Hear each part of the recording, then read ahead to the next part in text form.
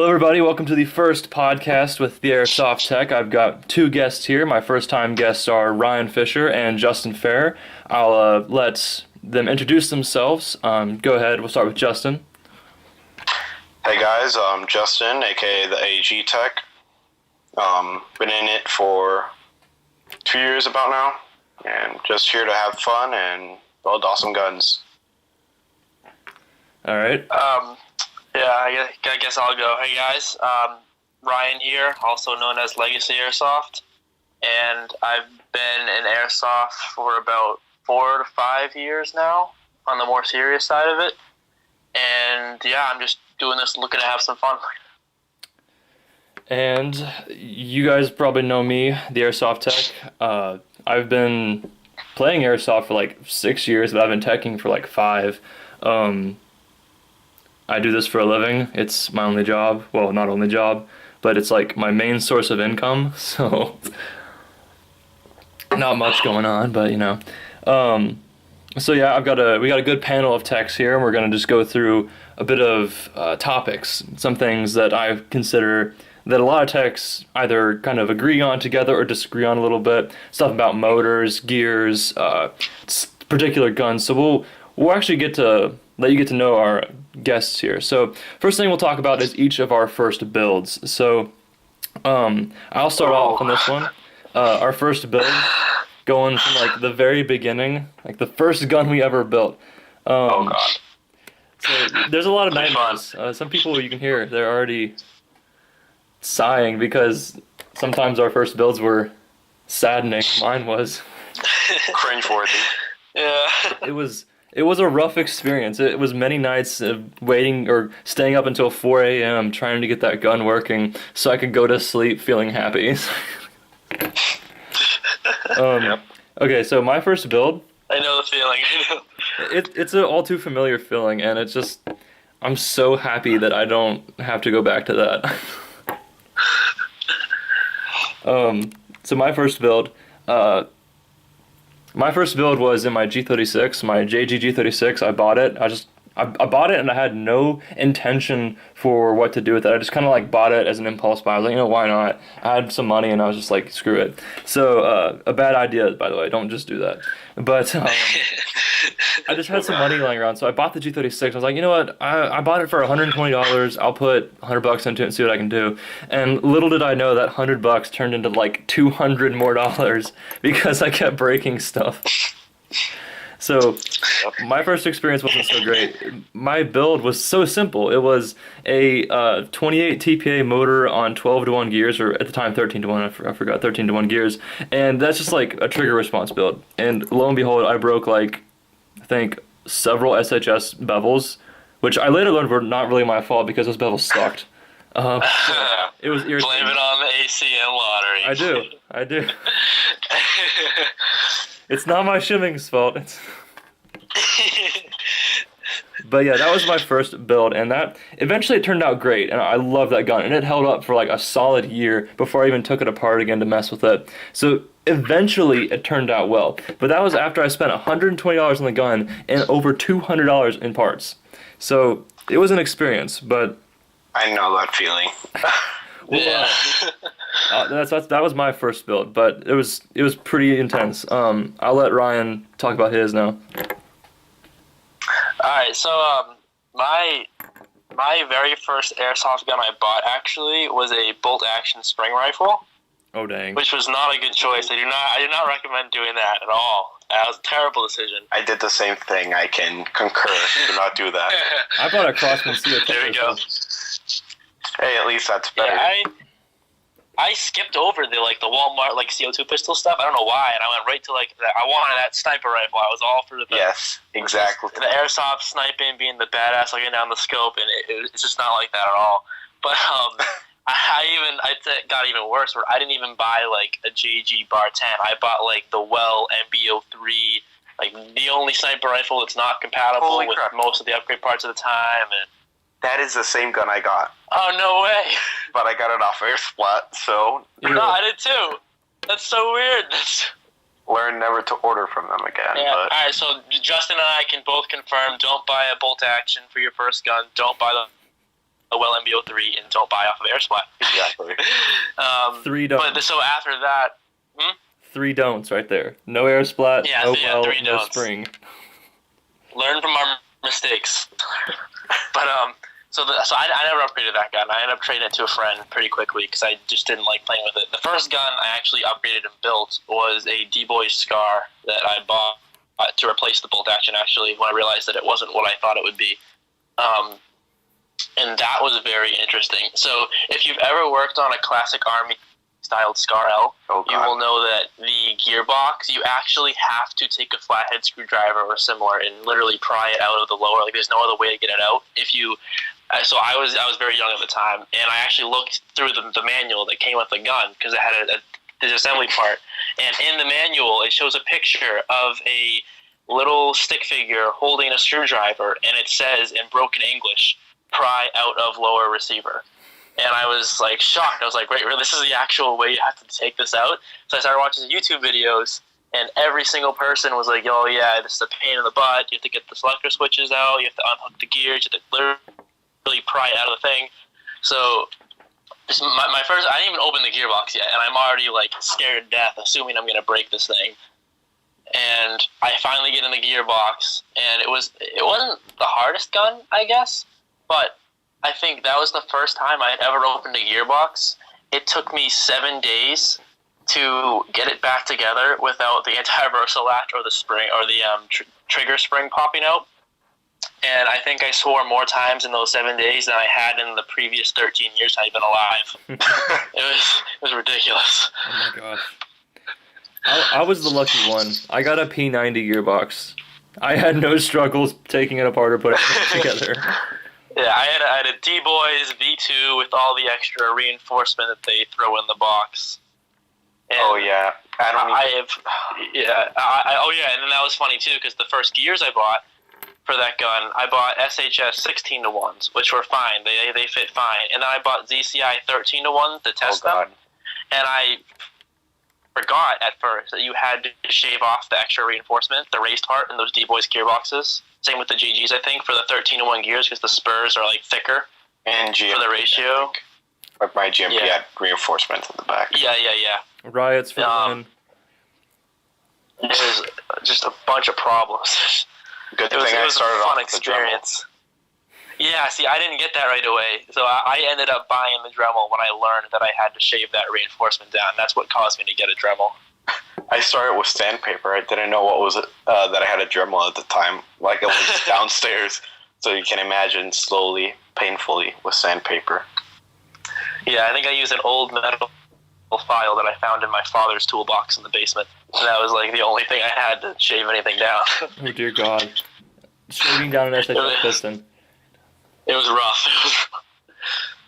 Yeah, well, my first gun was, it was a UK Arms, I think, M4. It's like pretty much a Walmart gun, but I got it from Hobbytron. I'm not sure if you guys heard of it. Never buy from it, by the way. Yeah, I've heard of Hobbytron. The shipping took over 2 months. It was worse than Airsplat.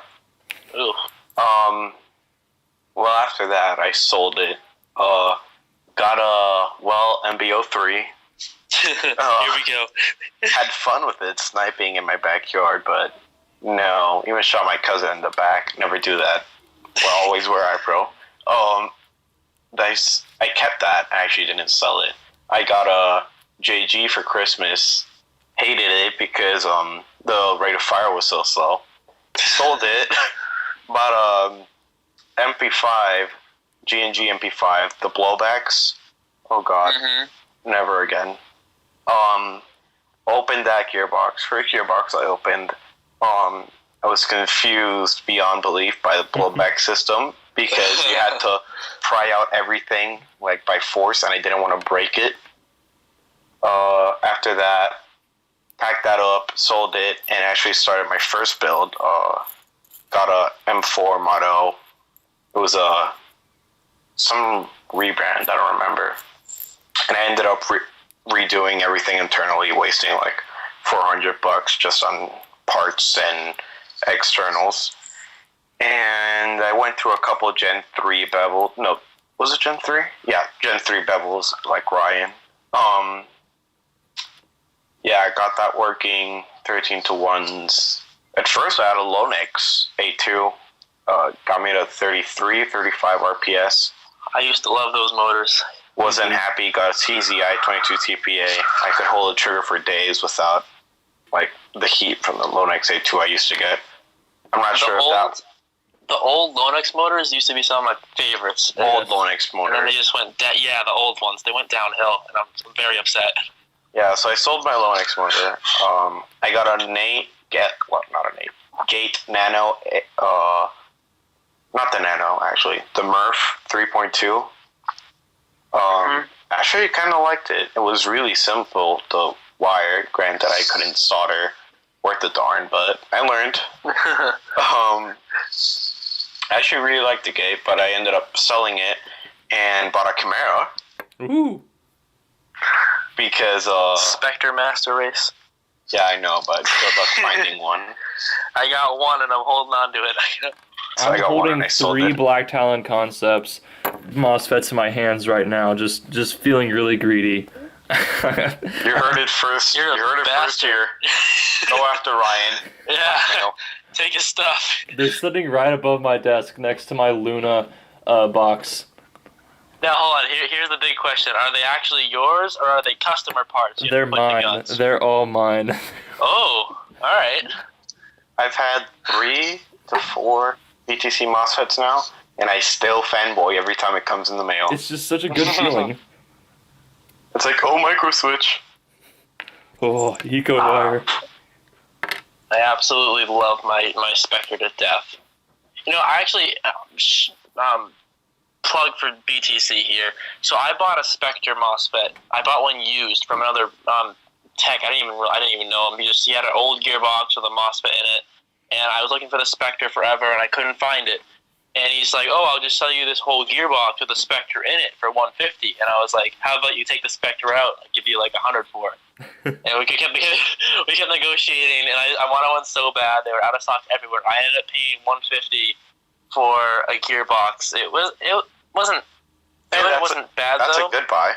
But yeah. So I got, in my opinion, I think it was worth it. I got an SHS piston, an SHS piston head, a GMP shell, GMP bearings, and a Spectre MOSFET.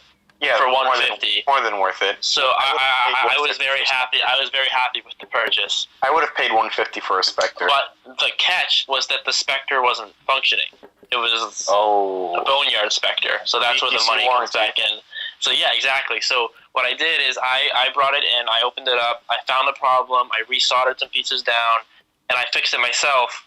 And it was working fine for a while, but it was like finicky. It wasn't perfect. And I was like, I'm not going to keep messing with it. I'm just going to send it in. And I even explained, I didn't even like bullshit the story. I explained to BTC, I bought it secondhand. I had fixed it myself already, and now it's having problems again. I'm just sending it to you. So they knew all that. They knew that I wasn't the original buyer. They knew that it didn't like break on its own, and they still took it and they still repaired it for free. I think they had like, by the day I sent it out my door, a week and a half turnaround, it was already back, like working perfectly.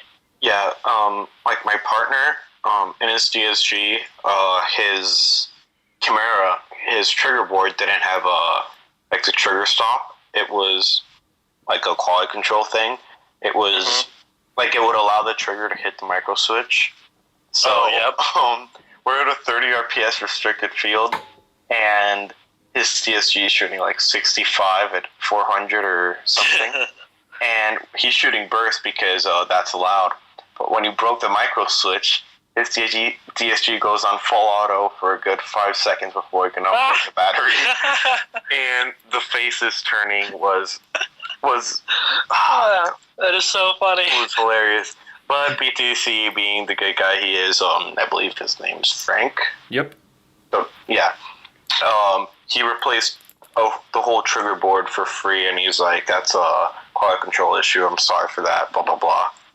So, shout out to BTC, best guys. Yeah, 2 good experiences. Riot, BTC, I love our, high quality control guys that just produce amazing products right where we need it in the MOSFET and right in the gears, because ACM lottery destroys us, and MOSFET Yep. functionality is awesome because It's not that shimming at all. no, it's not the shimming. No, man, it's not the shimming. Actually, speaking of bevels, my partner is CSG. There's a video on it on my YouTube. ICS, DSG, whatever. We're shooting a can, and that's actually on ICS 16 to 1s and Gen 3 SHS bevel from 13 to 1 set. There's still 18 to 1s, but it came in that set, and it could pull an MS 170. It was like 30K rounds, and it still didn't go. So that's how different the ACM lottery can be. You can either have a Hulk or you can have a Feather. So just a warning. Let me actually see how many broken SHS bevels I have. There's one already. I throw those out. Just going through your... No, whenever I keep them, bro. Whenever I encounter a broken bevel, I usually throw out. 3. I do know, though, just from my own personal experience, is not even customer guns with my own guns. I have my Scar L right now, which I'm still debating whether I want to build it into. Currently, it's a DMR setup, and it's pulling an M170 spring on a 32 TPA Frankentorque and a ZCI 13 to 1 set with an SHS Gen 3 bevel, because the ZCI bevel didn't like to mesh with the pinion gear. And that hasn't broken on me yet. And I'm just kind of waiting for the day that it does finally fail. You know what's ironic? The same bevel that lasted in the DSG for thousands of rounds. We put it in he took it out to replace a Riot 10 to 1s. And we tried it out on, I think, my personal build. And, we shimmed it the same way we shimmed the other one. It was just fine. And it stripped within the first 1,000 shots, so that's kind of ironic. I've got 6 broken SHS bevels just sitting right here right now. God, you were still counting? Yeah, I had to find them.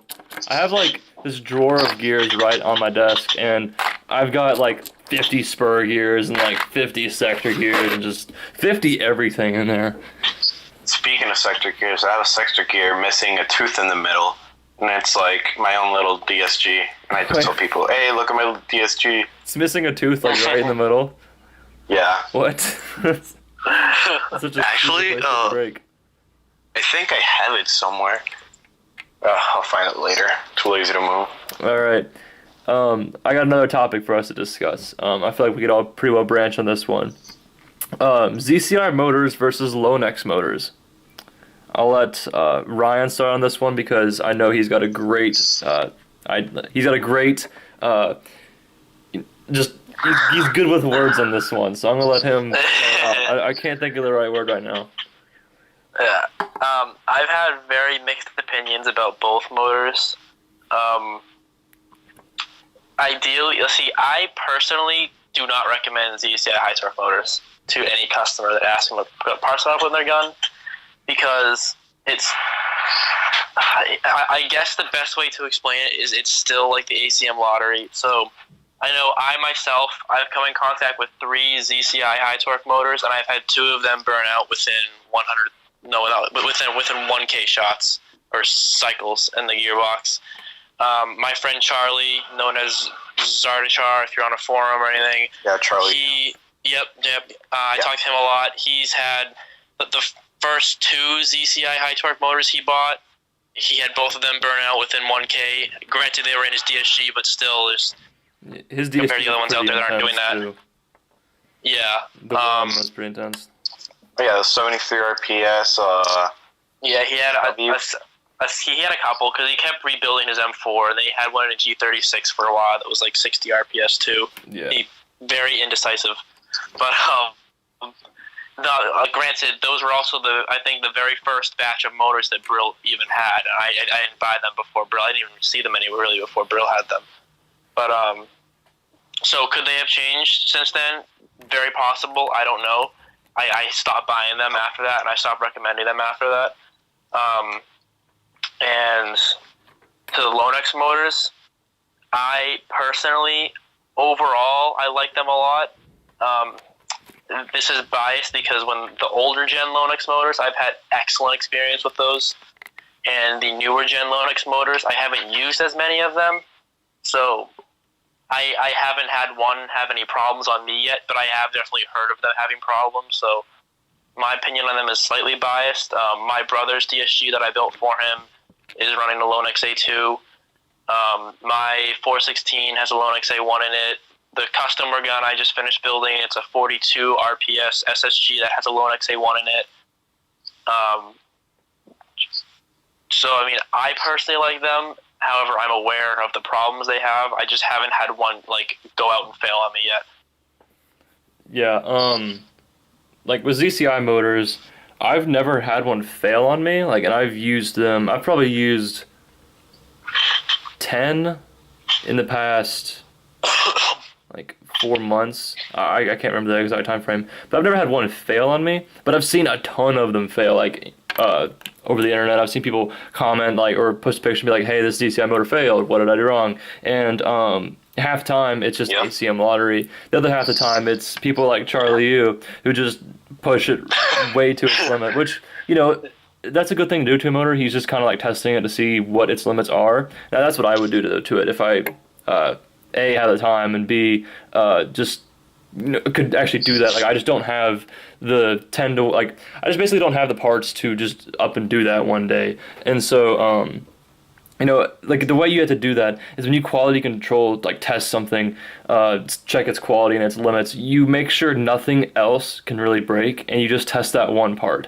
And so, like, I don't have this, like, all these, like, really nice parts to just sit down and test one thing. Like, I could test a couple things, but motors, I don't have, like, the nice retro arms piston to test, make sure it doesn't fail before the motor does, etc. So I can really push the motor to its limit. But, like, I've pushed them pretty far. I've used a ZCI balance motor on a 10-to-1 SSG setup, and that's like 42 RPS, and I'm pretty sure it still runs right now. The customer hasn't told me anything, wrong about it. So, it's fine. But, like, I've personally never broken one, but I've seen them break before. So, but when I compare them to Lonix motors, I sit here and think that I think it's worth it to take the gambit for a ZCI motor over spending $48 and taking a gambit for a Lonix motor. So, I mean, like, 75% of the time with Lonix motors, they'll be okay. 50% of the time with ZCI motors, they'll be okay. But the extra $18 just doesn't do it for me, especially for the performance that doesn't match up. That's my opinion. Yeah, I agree. In my first build, I think I had a Lonix A2. I think I had one of the older ones that I got from Clandestine, or Clandestine, however you prefer to pronounce it. As my English teacher said, it's clandestine. He promptly corrected me, and I was like, okay. Pronounced both ways. I heard it pronounced both ways. Okay, then. Well, I got mine off clandestine. Happy. English teachers are happy now. My 13-to-1s and a pretty decently big 11-1. It was hitting 33 to 35 RPS. Granted, it was my first build, so I'm not really sure if my shimming was like really tight or something or whatever, but I've always found them to be noticeably slower than, say, a SHS motor of the equivalent TPA or, equivalent SHS motor. And I don't have much experience with Lonix motors, but just for the price, I stick to my other motors. Like, for example, I swear by SHS motors. I love them. I buy one every time I can. And they're $33, 30 something. It's on Clandestine. Don't really remember. I had my SHS high speed, and my stock GMP, and a 14.8. Pulled the trigger. Ended up smoking. The comm is pretty dirty, and I actually took out the arm and I cleaned it, and it still looks like it'll shoot, and I put it together and it spins just fine. I haven't put it in a gun yet because, quite frankly, all my guns are apart, but SHS, even though of the ACM lottery, they still work wonders for me. Never had one fail. And that relates to the CZI motors, because I've had, personally, 3 CZI high torques. I have one going in my backup. I had one that burned out on my Honey Badger DSG, and I don't remember the other one, but I think I just sold that one. Didn't really use it much. The one that burned down on my DSG was my huge 11 one. It's like 5,000 milliamps, 45C or something, and it just slowly, gradually burned away with holding the trigger. Maybe 10K rounds. So I don't really think it's the ACM lottery in my opinion. I just think it's a faulty design because I've just seen them fail everywhere. Like Jordan from Bell Armories, he has a mountain, I mean a big mountain of failed CZI high torques.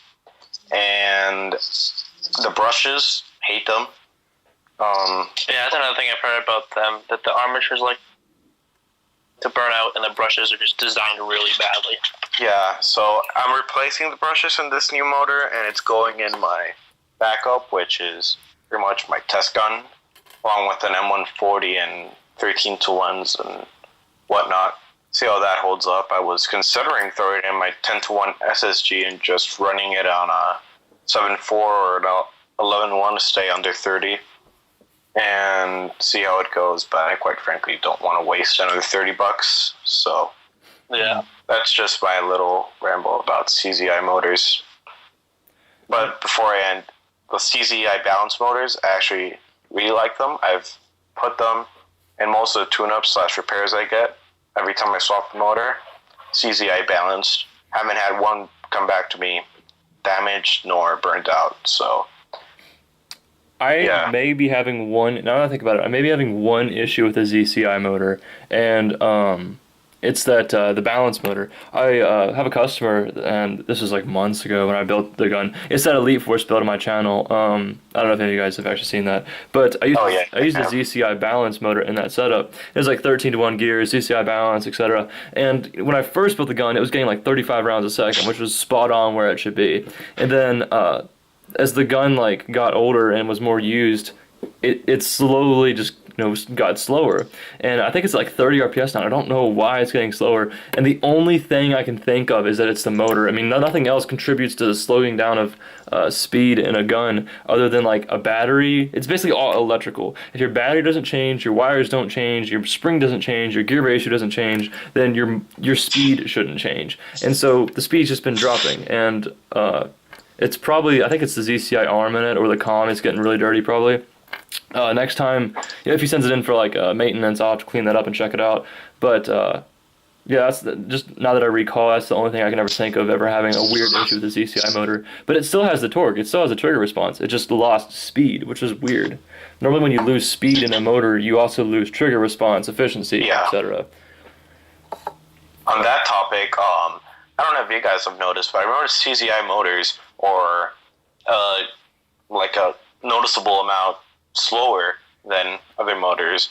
So like, let's say CZI balance is 3 or 4 RPS slower than, say, the SHS high torque, which is 16 TPA. There's actually a design reason behind that. Like, I was thinking about that. But what it is that the magnets on the ZCI motors are actually incredibly strong. They're very, very strong, actually. What this does is it actually slows down how quickly the armature spins in the motor, slowing down its RPM. This isn't really a negative effect. It's honestly a positive thing. So if we put like a 14 TPA armature in it, it would have the same performance as like a SHS 16 TPA motor, because the magnets are slightly weaker in the SHS, and so it kind of balances out and it makes one fast, like just as fast as the other. So that's actually why ZCI motors are a bit slower than their counterparts. Like the ZCI high torque is still slower than the JG, even though they're the same TPA, and the ZCI balance is slower than the SHS high torque, even though they're the same TPA. So that's why there. Yeah, that's what I was suspecting, since they still have crisp trigger response, and they still work pretty good. They're workhorses until they burn out. But I believe SJASC on Instagram, one of the motor gurus, he said that the magnets on the CZI high torques or CZI motors overall are N48 rating, and I don't remember what the other ratings for magnets were, but he uses all that to factor into his test, so it would be nice to see him like compare motors side by side. Mm-hmm. I actually have a question, if you guys remember. So when the ZCI balance motors first came out, I could be crazy, but I could have swore they were 18 TPA. In like the second batch or something, they changed to 16 TPA. I heard something about that, but I like from my own experience of using those motors, I pretty much confirmed that false because I used like the very first batch of the ZCI motors I picked up because I was like, oh, these are sweet. So I picked them up and they were 16 TPA, but everybody kind of thought that they were 18 TPA because they were on the slow side. They was like, oh, it's 18 TPA actually. But yeah, I actually counted it. It was 16 TPA in the first batch, and there's still 16 TPA. Yeah, that was because I never got one of the early batches. Yeah, so I'm just going off of what I've heard. So that was a question I just didn't know. I was curious. Yeah, I got, I think, 3 or 4 of the early batches, and none of them failed, like I said, but but that one is slowing down, so just a weird little issue there. The pinions, however, they're D-type, and if you don't Loctite them in, like as soon as they come stock, even if you throw it in into stock gun, just as a tune-up, that pinion will come loose. On the CZI balance, I'm not sure about the CZI high torque. I've had a couple of CZI balance motors come back to me, and it's that the pinion fell down the shaft, and it started being obnoxiously whiny, and I believe on one gun it didn't even turn anymore. So I learned my lesson, and I Loctite all my CZI balance D-types. I don't usually do that. That's good. Yeah, I always use baby weld on the pinion. Never got to doing that on stock motors, but I learned my lesson. Yeah, I usually, if the pinion feels loose, I will always take it off and JB weld and put it back on. That's but if it doesn't feel loose, that's my usual test. Like, if it doesn't seem loose to me, I'd rather not take it off because I'm going to assume the factory bond would be better than any bond I'm going to put on it. So there's no point to take it apart, put my JB weld on it, and then re-secure it. Like SHS motors, they come pretty heavily put on there. Yeah, I've still got one right here, an SHS motor, by the way, and I cannot for the life of me get it off. Like, I have broken Allen keys. What? I have broken Allen keys trying to take off SHS D-types. No, I stripped this freaking thing. There's no Allen key hole left. It's gone. I don't even want the pinion. I just want the freaking Neocan, and I can't get it out.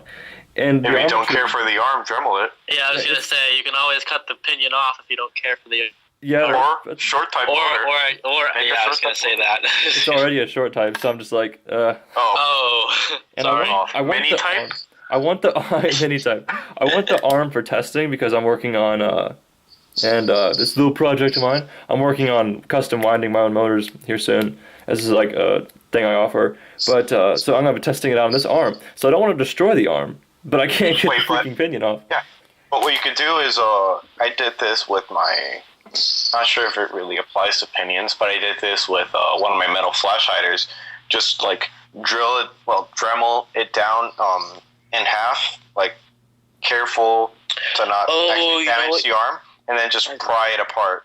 Yeah, I could do that. Yeah, so I've done that before on a A&K 28 TPA high torque. If you take a Dremel and you cut the right half of the pinion down to the shaft and then the left half of the pinion in the same spot, making like a horizontal line, you can then separate it into 2 halves and just take the 2 halves of the pinion gear off of the shaft if you don't want to reuse it. I may have to do that, but like at the same time, like it's a good pinion. It doesn't have any wear on it, which is a fantastic part. I bought it used, so it's got a great pinion on it. It was actually from a good tech who actually could shim. So it's got a good pinion. The only thing messed up is the arm. So like I would like to save the arm, like the pinion, but if I need to, I will get rid of it. I think I'm gonna go back to this one and start going at it again. Oh well. If I can't, so. Sacrifice to tech gods, just like I burned my VFC piston. I remember watching that. I remember scrolling through Instagram one day and I saw that on my feed and I was like, what is he doing?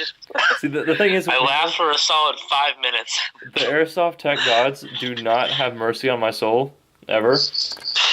They never. It would require me to sacrifice my entire parts bin, and then they everything I own. Yeah, then they might consider out doing the window. mercy. Oh wait, I know what you can do. Just gift me your DSG, and then Tech Gods will forgive you. Oh yeah. I'll get right on that. Actually, I just got done building my DSG the other day because I'm gonna go to off this weekend, so I'm super excited to be able to use it.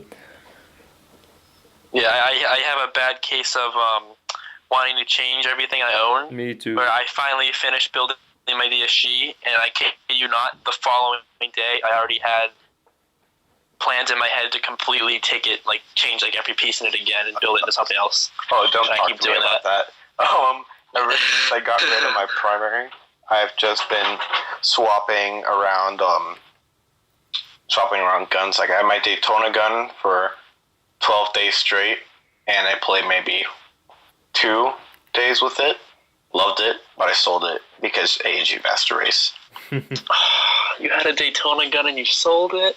I had a Polar Store. I had an SMP a while back. I had a Daytona gun. I have an AG. Well, have AGs. Obviously the AG Tech, but I pretty much owned everything on the market besides a PTW, but don't really want one ever. Oh, Justin. Yeah. Do you get people who ask you if you work on gas guns? Because your name's the AEG Tech? Actually, surprisingly, no. Oh. I was honestly expecting for people to come in and it's like, oh, can you fix my Polar Star? Oh, can you fix my Glock? And I'm like, the AEG Tech, not GBB. But surprisingly, no one has done that. And now that I said it, probably I'm going to have 20 people inboxing me. But, oh well. See, like, I want to work on a PTW. 15 of them will just be me. I can't wait till somebody asks me if I can fix their PTW. I've never actually worked on a PTW, but I have shot them and I haven't either. Shot against them. So, just so you know, my ICS M16 is still way better. Yeah, because you're a fanboy. You got the helical gears. Got to get that Systema PTW sound. Well, actually, I removed those. I have SHS 13-to-1 gears right now, or 12-to-1. And running a Lone XA2 motor, one of the good ones, and M120 spring, getting 415 FPS at 38 RPS. It's pretty ridiculous. Not bad. I have one of the guns I have right now. I have my DMR setup, which I haven't used in a long time. ER hopped ZCI 6.02 with custom hop-up arms that I had 3D printed for me because you can't really use anything else in like the classic Army Scar L hop-up. You were spoiled. Oh yeah. Yes. Well, they were cheap. You just gotta get connections. I was scrolling through the forum I frequent, Airsoft Society, and there's someone put up an ad saying 3D printing custom small parts. PM me for info, and I was like, huh, this is really convenient. I was looking for like how to make a hop-up arm for myself, and I ended up following through with the guy, and he was awesome. He made me like 6 different hop-up arms and sent them to me for like $7, like something ridiculously cheap. Dang. Wow, and that is incredible. Yeah, I was amazed. And I put one of them in. I'm using it right now, and I still have 5 extras in case it was to break or wear down or bend and deform or something like that. The average CAD modeler, if you don't do CAD or AutoCAD or Steamworks or whatever yourself, can charge anywhere from $30 if you have hookups to $100 an hour just to model pieces, and then you have to pay for materials for printing it. So you got a pretty solid deal. Yeah, it was $7 for 6 pieces and $3 shipping in like an envelope to get to my house, and it was more than worth it. Yeah, Dang. Definitely. But I just want to say a quick shout out to Clandestine for hooking me up with repaired Lonex PMag 360 round flash mag. They are the best mags out there. So expensive, but every cent is worth it. I have 4. I do not regret a single thing. I have spent about $100 on 4 AG mags. Like the amount that I would spend on discontinued PMags if I were still in mid caps. But these are so good, 360 rounds, and they are made to rock. Like I have not broken one. Well, I broke one, but it was more of a quality control issue. In other words, he was doing like they feed amazing operator reloads in like concrete, and then he just like threw it down and it blew up. Gotta get the speed reload down. I believe someone on the forums mentioned that they've gotten the mags to feed at 72 to 73 RPS with .43s on the DSG. That's nice. Actually, I think it was Charlie that said that, somewhere in the 70 range. I can't remember. That doesn't surprise me. He'd do something like that. Yeah, and ever since he said that, I just bought them and fell in love and just keep buying. I got 4, so that means 360 times 4. I have somewhere around 1,300 to 1,400 rounds on my person at any time. So considering I hold down the trigger a lot, yeah, I love these mags. He can test. Yeah, I have. I bought So I made my friend a G36, well, because he had like an Echo One G36, and for his birthday, I completely redid all of it for him, and I ended up buying him 3 flash mags for it, and you know how the G36 mags, they have the tabs on the side that like lock into each other. Yeah, these have those too. I just fouled them off. Yeah. So what I did is like he doesn't like them because he has one of the M4 mag converters for the G36. Oh. So he bought all the M4 mags, and then he set up his vest to hold the M4 mag with like the triple shingles and things like that. Yeah. But then his mag converter, what was he doing? I think you know how G36s have different hop-ups? Yep. Well, so he has the Echo One, which is a rebrand of the JG. So it has the hop-up with the long tube on the bottom, and the M4 mag converter has the tube built into it, so it's for hop-ups without the tube. So he had to like take a hacksaw and chop it off and sand it down, and he sanded it down a little too much. So he had all these M4 mags that fed very terribly in his G36 because he shaved down the mag well a little too much. So I bought him the flash mags so that it would feel like the mid cap, but you have like the 360, I think the G36 ones hold rounds of the high cap. And what I did is I took my Dremel and I cut off all the tabs on the sides of the mag, and I wrapped them in hockey grip kind of tape. So I wish I had a picture to show, but it came out looking pretty nice. It's like, picture it like a G36 mag, but it's as slim as an M4 mag, and it just has like the black grip tape just wrapped around the center of it. And those fit into his M4 shingles, so that's how I got around. Yeah, that's what I did to my mags, because Clandestine only carries the one with the attachment points. So I just Dremel those down, and sometimes I have to Dremel the actual mag on top to fit in the mag well. But they're pretty thick on top, and that gives you a lot of room to just sand them down or whatever. And I can't stop talking about them. I love them. All right. Well, we are at 50 minutes and 54 seconds. A good amount of time over what I anticipated, but this is awesome, so I didn't really mind the run over time. I'll probably take 10 minutes off this just because we were talking without like trying to figure this stuff out for about 10 minutes. So that'll have to do it for this podcast. I don't know exactly.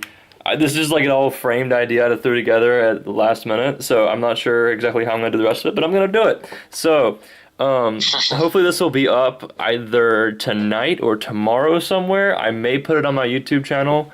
I probably will put it up there. I might put it up on SoundCloud. I don't know where yet, but wherever I put it up at, I'll send you to the link. And thank you for being on here. I definitely want to have you guys as regular guests. So in addition to a couple other people, but hopefully we can make this a regular thing. I like to do it once a week. Anytime you guys are able to, it'd be awesome. So yeah, I'm having up a for great it. time. Yeah, sounds awesome. Here. Thanks for having me on. Yep. Thanks, Ryan. Sure thing. I will see you guys later, and I hope everybody who's going to listen to this enjoys it and doesn't turn it off in the first 2 seconds of listening to it.